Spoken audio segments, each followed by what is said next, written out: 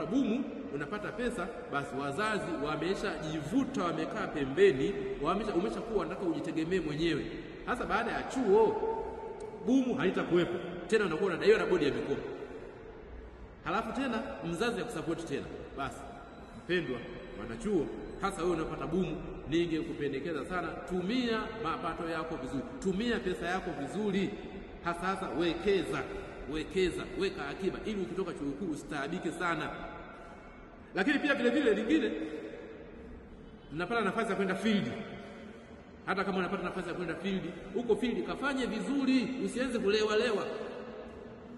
Na wengine ameenda field ya walimu, sijui wapi, unaona analewa huko, analewa mapombe, anabondana huko, anaandikiwa ripoti mbaya, na hata akimaliza chuo kikuu manake hawawezi kumpokea. Kumbe unakwenda field huko, jitahidi na huko field, fanya kazi vizuri, tengeneza connections ili utakapomaliza hapa watakupokea, utaenda kufanya kazi kwao.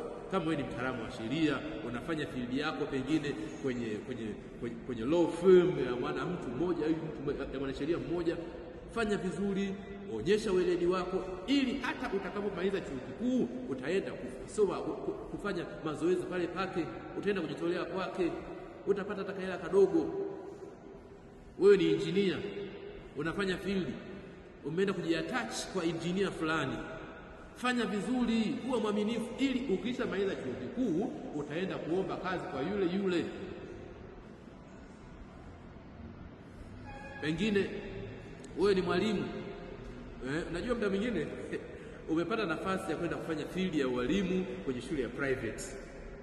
Wewe ni mwalimu wa mathematics, sijui wa nini, wa English, unafanya field kwenye shule ya private.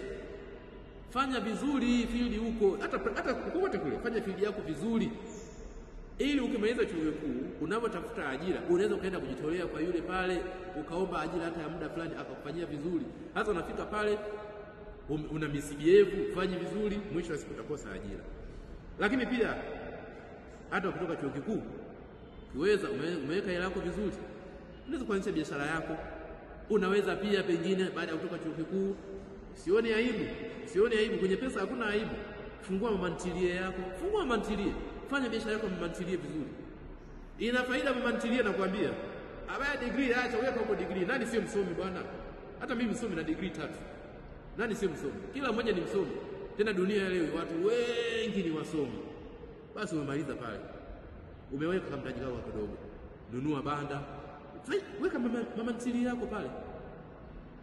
Utanunua kilo 10 za mchele, zitakuzalishia mara 3 ulichonunua kile pale. Umeweka hela yako vizuri, nunua bodaboda, utafanya kazi yako vizuri ya bodaboda. Kwa hiyo usichague kazi, lakini for the time being wewe ni mwanachuo, jitahidi kufanya vizuri, jitahidi kuwekeza, weka akiba, ili baadaye ukitoka hapo uweze kufanya kazi, uweze kuwa huru na uweze kujitegemea vizuri. Tumsifu Yesu Kristo.